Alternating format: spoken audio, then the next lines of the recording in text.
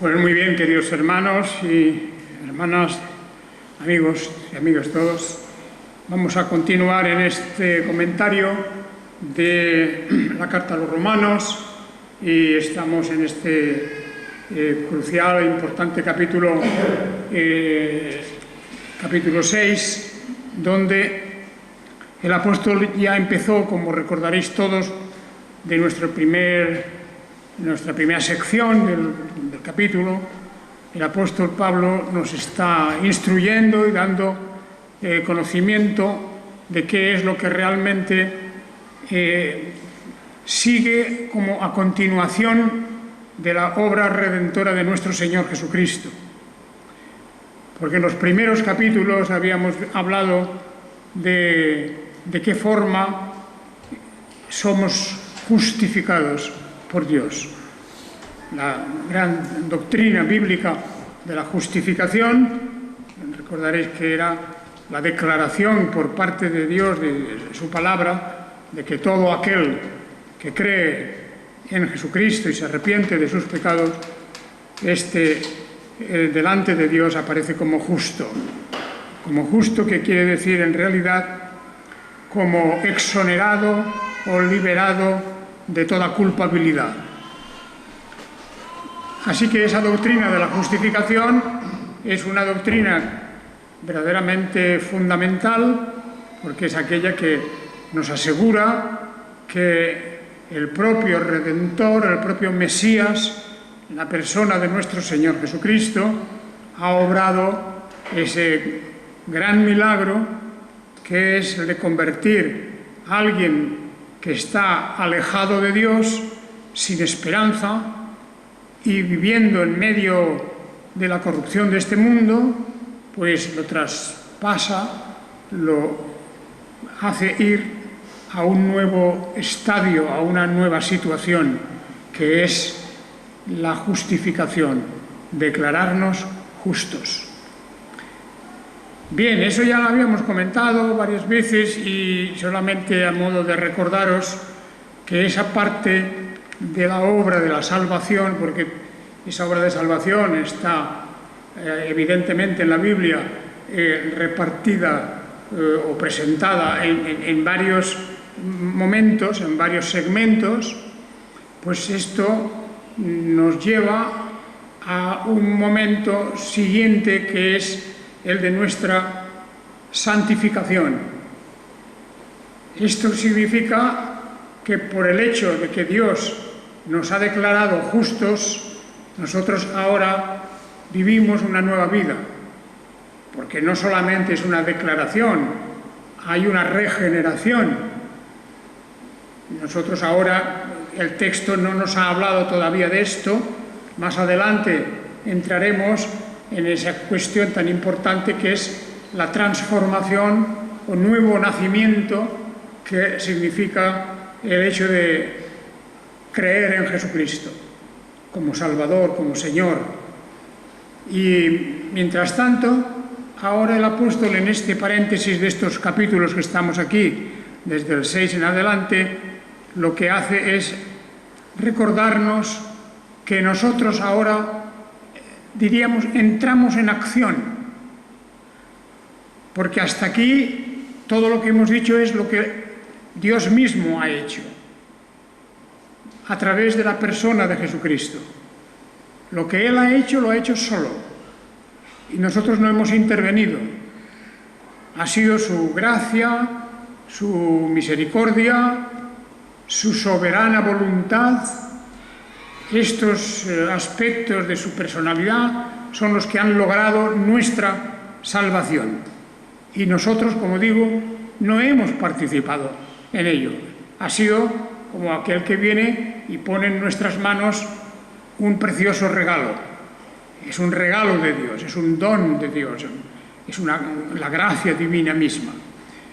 Pero ahora, al entrar en esta otra sección, a partir del capítulo 6, nos encontramos con que ya vamos a hablar de otra cuestión, y es nuestra participación, lo que nosotros estamos llamados a hacer. Antes ya ha aclarado el apóstol Pablo de que realmente nuestras obras, que siempre son imperfectas, lo que se llama las buenas obras, al ser imperfectas, no podrían nunca alcanzar para nosotros aquella salvación o aquella justificación. Pero esas obras son necesarias como evidencia, como prueba, como demostración de que realmente ha habido en nuestra vida una gran conmoción, una transformación en cuanto a nuestra relación con Dios. Porque el apóstol mismo lo dice, que si antes éramos enemigos, ahora estamos en una relación de amistad, como servidores divinos. Por lo tanto, es necesario que nosotros estemos alerta, porque en esta nueva fase, en esta segunda fase del todo el plan de redención, nosotros tenemos que ser activos. Tenemos que mostrar con nuestras obras y con nuestro carácter que realmente ha habido una transformación. De otro modo, podría todo reducirse a palabras, podría reducirse a una especie de ilusión, pero Dios no está mirando solamente palabras o ilusiones, sino la realidad de nuestras obras. Repito, como otras veces, que al final de todo, el juicio de Dios no será sobre nuestras pretensiones, lo que nosotros pensamos de nosotros mismos, si nos sentimos muy tranquilos y muy contentos. El juicio de Dios viene a través de las obras. Es un juicio de obras. Porque esas obras no es porque tengan mérito, sino porque son la evidencia, son la verdadera manifestación de que una persona es cristiana. Y estamos acostumbrados, por desgracia, a ver en las iglesias personas que presumen, que blasonan, que se enorgullecen del nombre de cristianos, pero cuya conducta y cuyo carácter no refleja el carácter de nuestro Señor Jesucristo. Y eso es muy grave. Es muy grave porque en los evangelios, cuando se habla del juicio final, de una manera dramática presenta el Señor ese juicio de tal manera que se ve como hay personas que reclaman: Señor, si nosotros hicimos esto y lo otro y lo otro. Y el Señor Jesucristo los aparta de sí mismo.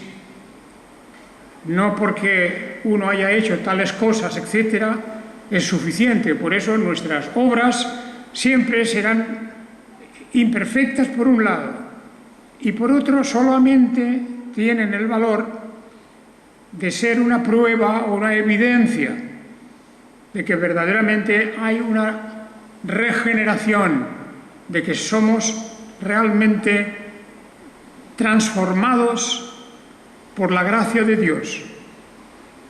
De manera que aquí el apóstol es verdad que va a insistir advirtiendo que no podemos continuar en la línea de la rebeldía o de la desobediencia, del pecado en definitiva. No podemos continuar en esa línea. Y fijaos en el versículo 15, ya estamos en el capítulo 6, 15, pregunta: ¿entonces qué? ¿Pequemos pues no estamos bajo la ley sino bajo la gracia? Si es verdad que estamos bajo la gracia, es porque tenemos un perdón. No estamos bajo la ley de Moisés o cualquier otra forma de la ley de Dios que nos obliga a realizar unas ciertas obras. no estamos bajo la ley. Pero eso es una excusa. Puede ser una justificación si yo digo, bueno, es que yo no estoy bajo la ley. Literalmente es verdad. No estamos bajo la ley de Moisés, con todos sus mandamientos y prohibiciones. No estamos bajo esa ley, no estamos. E incluso diríamos que los 10 mandamientos, si reducimos la ley de Moisés a los 10 mandamientos, tampoco esos mandamientos significan que sean el camino de nuestra salvación, porque el que traspasa la ley de Dios en un solo punto es hecho culpable de todos. Porque no es una cuestión de acciones, es una cuestión de demostrar qué es lo que hay en el corazón. Y el que se rebela contra Dios de una forma o de otra, lo que está demostrando es que es un rebelde, simplemente. Y eso no se puede volver atrás. Por lo tanto, aunque no estamos bajo la ley, sino que estamos bajo la gracia de Dios, o sea, el perdón, estamos bajo la exoneración de cualquier responsabilidad o de cualquier culpabilidad, todo eso ha quedado borrado. Y alguien podría pensar, bueno, como ya está todo borrado, puedo entonces, sin peligro ninguno, continuar en mi forma de vivir de espaldas a Dios, lo cual sería el pecado. La palabra pecado, de la cual hacen burla muchos en nuestros días, eso lo vemos ahí en los graciosos que salen en las televisiones, que a veces hacen mofa de esa palabra. Pero la palabra pecado es una palabra muy seria, una palabra compuesta, además muy curiosa porque en principio no significaba nada respecto a cuestiones morales, como otras palabras griegas que se refieren a cosas que la Biblia las toma con un significado algo diferente. Bueno, la palabra pecado es amartía todo junto, pero compuesto de un prefijo a que significa sin o a falta de. ¿Y qué significa? Pues significa que una persona que dispara con un arco o con cualquier arma, dispara contra una diana, hierra el tiro, no da en la diana, falla el tiro, falla su puntería. De ahí viene la palabra pecado. Fijaos vosotros que extraña, pero tiene su sentido. Es decir, estamos llamados precisamente a hacer las cosas para dar en la diana. El cristiano, incluso desde su origen, el primer ser humano, estaba llamado y bajo la responsabilidad de obedecer a Dios. Eso sería dar en la diana, actuar, obrar de forma que diera en el blanco. Y falló. El primer hombre falló, el primer ser humano, la primera pareja fallaron, no dieron en el blanco. Muy pronto se apartaron del camino, se rebelaron. Y desde entonces el pecado está ahí. Es decir, que nuestras obras, nuestras acciones, nuestras palabras, pensamientos, intenciones, no dan en el blanco, que es la ley de Dios, la justicia de Dios, la verdad de Dios y la perfección de Dios. Y eso es lo que realmente significa vivir en una situación de pecado. Es decir, que es como el que está disparando desesperadamente contra la diana y no da ni una. No da en el blanco. Así que pregunta pues el apóstol, ¿qué haremos? ¿Pequemos porque no estamos bajo la ley, sino bajo la gracia? O sea, podemos continuar tranquilamente disparando contra el blanco sin dar ni una vez y así continuar y continuar. Podemos con la excusa de que no estamos bajo la ley, por lo tanto, claro, sería la ley la que nos ha de juzgar. Si no estamos bajo la ley, alguien podría decir, bueno, pues ya no importa, yo puedo seguir viviendo como quiera. Puedo seguir con ese deporte o ese ejercicio de disparar, aunque no dé nunca en el blanco. Porque cada disparo que no da en el blanco, ese es el pecado. Que no obedece, que no cumple, que no guarda la ley divina. De manera que esto es... El apóstol pone este argumento para que pensemos, como diciendo, un cristiano no puede pensar de esta manera. Dice, bueno, que como no estoy sujeto a la ley, como Dios ya me ha librado de la ley, porque Él ha cumplido la ley por mí, entonces yo puedo vivir como quiera. Pues no, dice el apóstol, no, de ninguna manera. Ese razonamiento sería un abuso. Sería una burla contra la santidad de Dios y contra la perfección divina.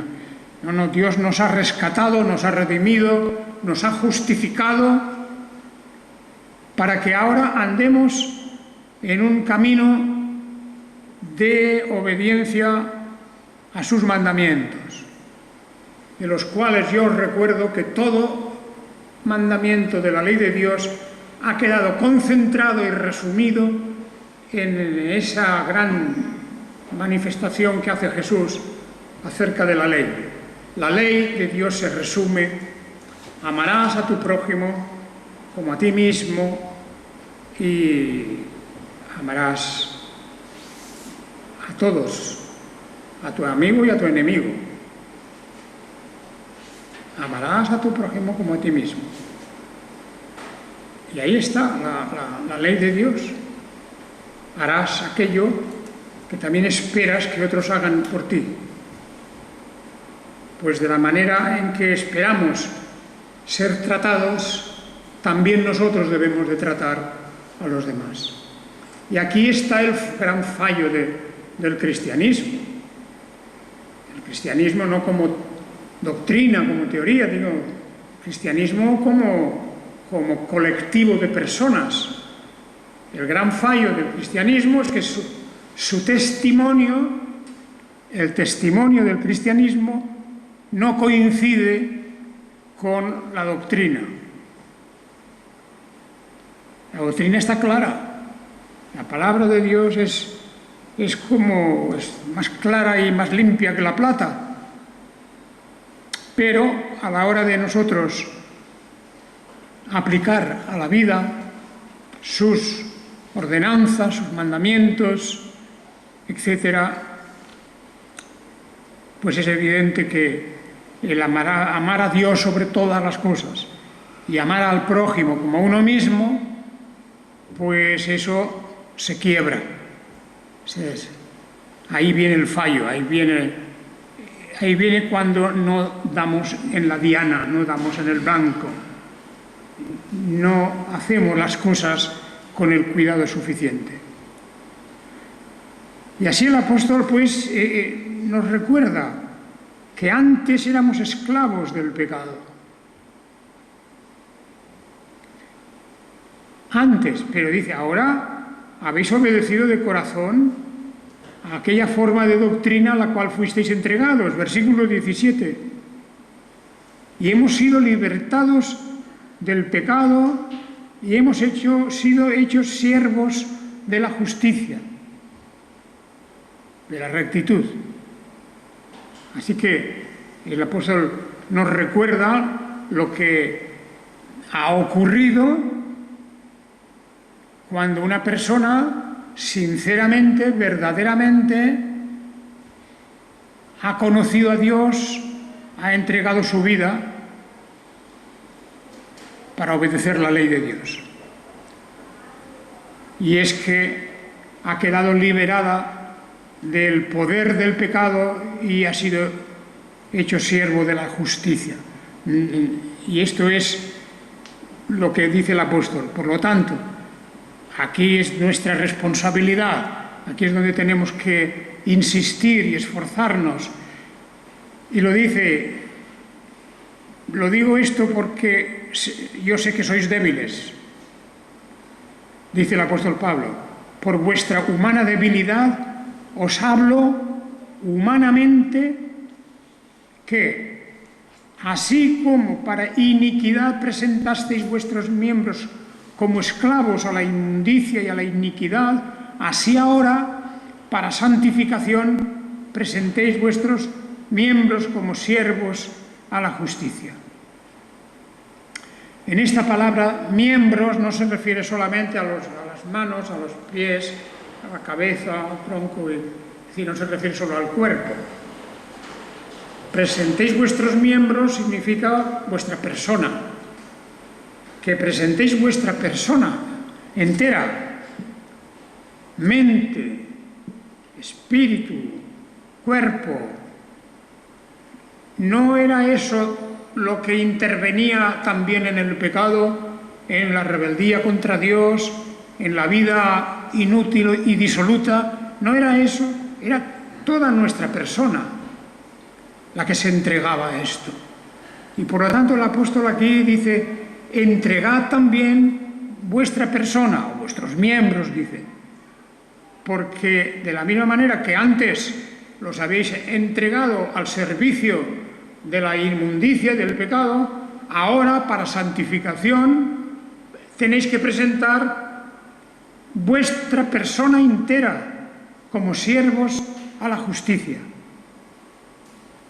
Siempre utilizando la palabra aquí, miembros, en el sentido que se está fijando que naturalmente desde el punto de vista visible es el cuerpo el que actúa, pero el cuerpo va movido por la voluntad y por el raciocinio y por el espíritu, etcétera, todo eso.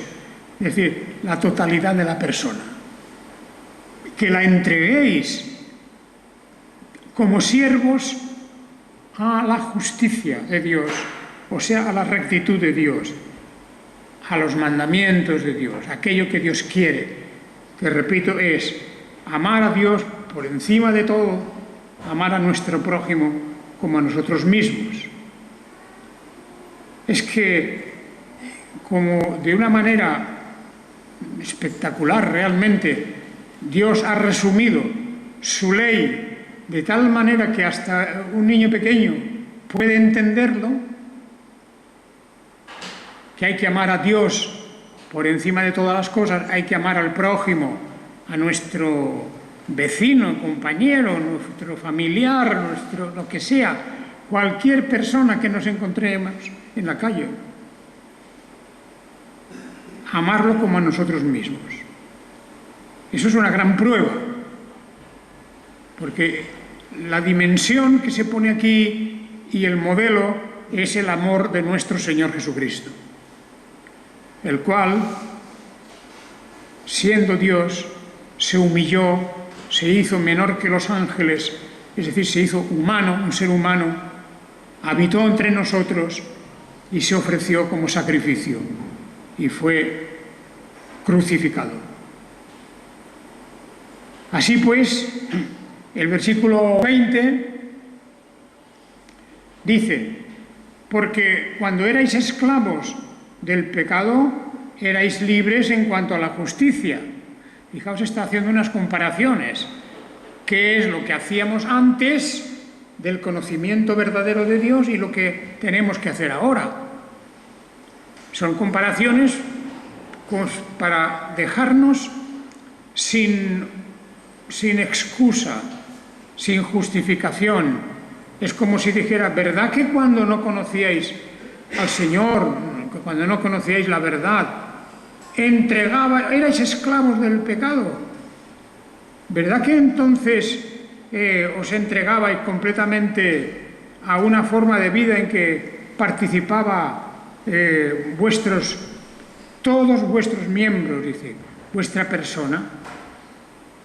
Fijaos como dice, de la misma manera, así como para iniquidad presentasteis vuestros miembros como esclavos a la inmundicia y a la iniquidad, así ahora, para la santificación,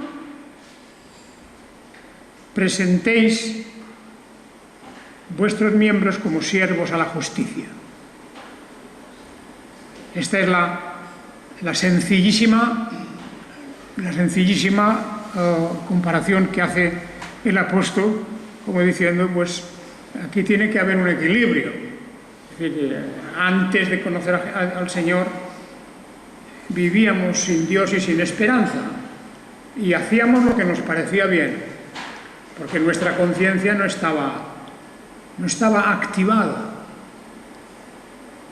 la conciencia no estaba iluminada. Pero cuando hemos llegado al conocimiento de Dios por la palabra, la conciencia tiene que estar activada e iluminada. Y por lo tanto ya no podemos hacer las mismas cosas que antes. Ya no podemos vivir igual que antes. Y el apóstol, de muchas formas, a lo largo de sus cartas, nos irá diciendo, pues bueno, si antes hacíais esto, ahora no tenéis que hacerlo ya. En toda clase de acciones en la vida, que siempre serán transgresiones de los mandamientos de la ley de Dios. Así que, versículo 20, porque cuando erais esclavos del pecado erais libres en cuanto a la justicia. Claro, y ahora es al revés. Cuando una persona es esclava del pecado, pues no se preocupa de lo que es la verdad, el bien, el amor, la honradez. Todo eso no le importa, pero es porque es un esclavo del pecado. Está dominado por esa terrible lacra que hay en el espíritu humano que desobedece la ley de Dios sistemáticamente. Pero ahora viene lo inverso, al contrario. Pero ahora, dice el versículo 22, aparte de que dice, bueno, y de aquella forma de vivir de antes, ¿qué fruto teníais? ¿Qué fruto teníais de aquellas cosas de las que os avergonzáis ahora?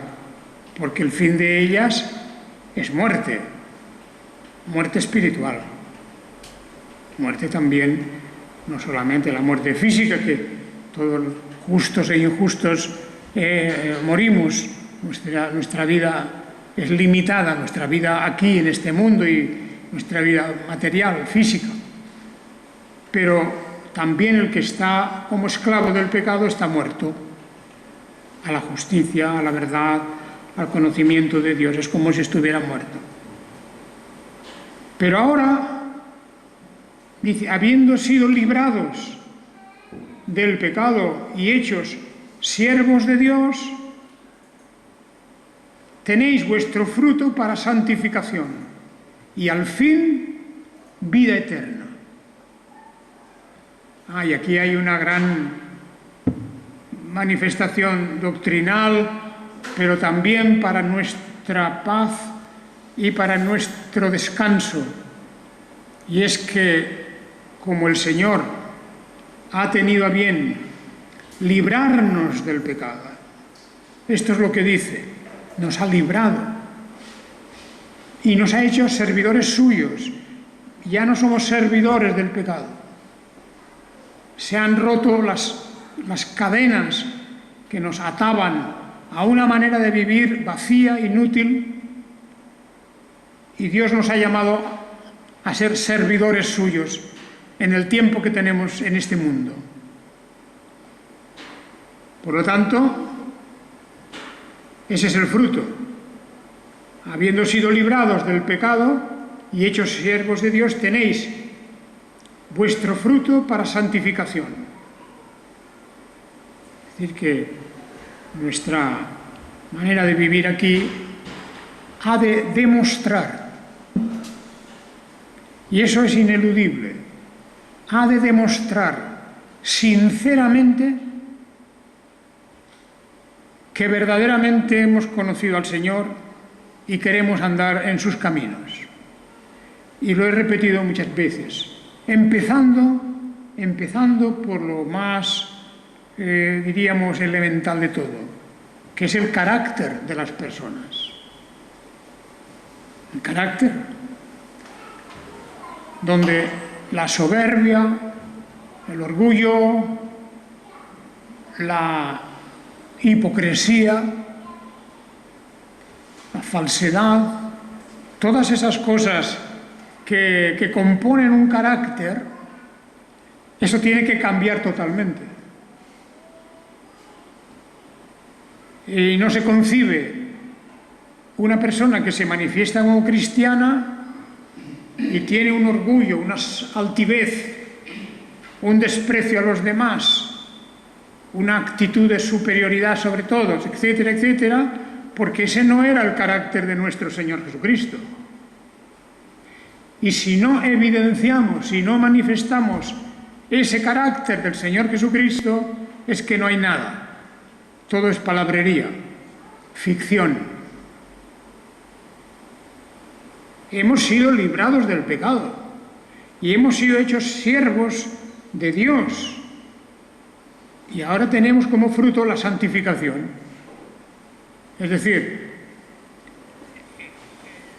la duplicación de lo que es el carácter de Dios.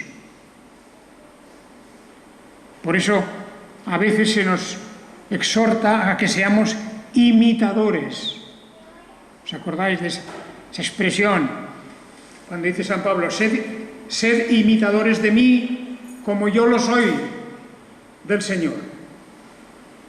Pues sí, hay un ejercicio de imitación, pero de imitación sana, no de imitación con astucia para dar el pego a la gente.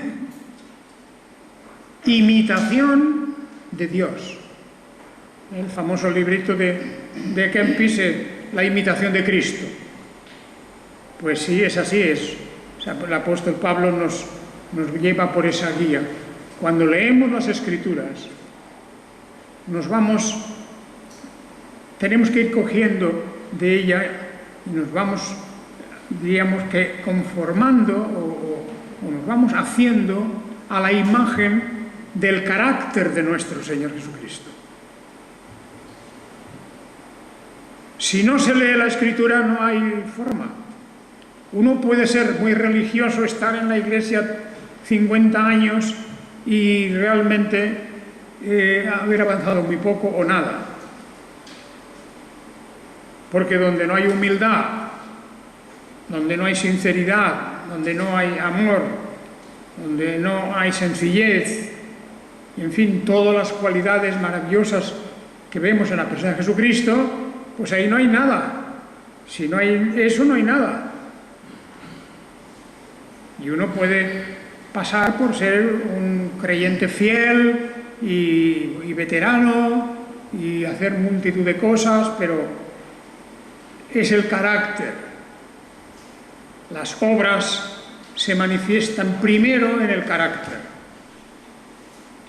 no en la obra física, material, simplemente. El capítulo 13 de Primera de Corintios. Primera de Corintios 13, que es el gran capítulo del amor, ahí hay también ese contraste. Si yo hago esto y esto y esto, pero no tengo amor, no soy nada. Si yo doy esto y esto y esto, pero no tengo amor, no soy nada. Y entonces, en ese capítulo resume la cosa muy clara. Es el carácter. El amor, ¿cómo es? Pues benigno, es humilde, es sincero, es sacrificado. Eso es parte del verdadero amor a nuestro prójimo y del amor a Dios.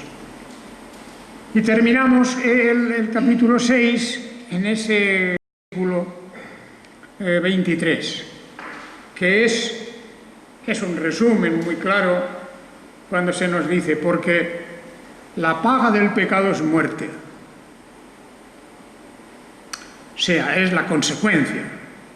La consecuencia del pecado es muerte, pero muerte, no la muerte física, que eso a todos nos llega, y nos llega también por causa del pecado original, y del que participamos todos, y por eso todos morimos físicamente.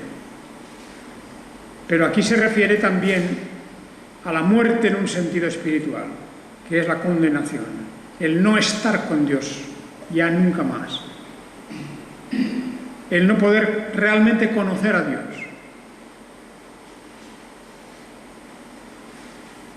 Y por eso dice, la paga del pecado es muerte, pero la dádiva de Dios es vida eterna en Jesús el Mesías, Señor nuestro. Fijaos, el don de Dios, el regalo de Dios es vida eterna. Esa es la diferencia de los que creemos en la resurrección y los que creemos en la vida eterna, en la presencia de Dios, como hijos suyos redimidos y liberados de la muerte fría y seca, sin más, porque eso corresponde a la paga del pecado. Y la dádiva, el regalo de Dios, es vida eterna en Jesús el Mesías, Señor nuestro. Hermanos, dejamos ya el capítulo 6. En el capítulo 7 volveremos al tema de la ley. Ya sé que muchos pensaréis, pero si ya hemos hablado de la ley. Bueno, es verdad, hemos hablado, pero quedan cosas por decir de la función de la ley y cómo se ha complicado todo por causa de la transgresión de esa ley. Pero vale la pena porque, claro, el apóstol San Pablo, cuando escribió esta carta a la iglesia que había en Roma, aquella incipiente iglesia en Roma, no olvidemos que en aquella iglesia estaban mezclados judíos convertidos a la fe en Jesucristo y paganos convertidos también a la fe en Jesucristo. Y en aquella iglesia había, como en otras muchas iglesias, en todas las iglesias del siglo I y II, había el problema del judaísmo que intentaba penetrar a la iglesia cristiana. Pues ahora nosotros vemos con más detalle en el capítulo 7, veremos que Dios verdaderamente ha puesto las cosas con mucha sabiduría, como, aunque somos libres de la ley, sin embargo la ley tiene un propósito que está relacionado con todo el plan de la salvación. Que el Señor os bendiga. El próximo domingo continuaremos, Dios mediante, ya con el capítulo 7. Iremos tal vez un poco más rápido en el capítulo 7, porque mucho de lo que hay aquí ya, en cierta manera, está explicado. Así que iremos un poquito más ligero con ello. Bien, que el Señor os bendiga. Gracias por vuestra atención y que en esta semana todos podamos cumplir ese gran mandamiento: amaos los unos a los otros como yo os he amado, dijo el Señor.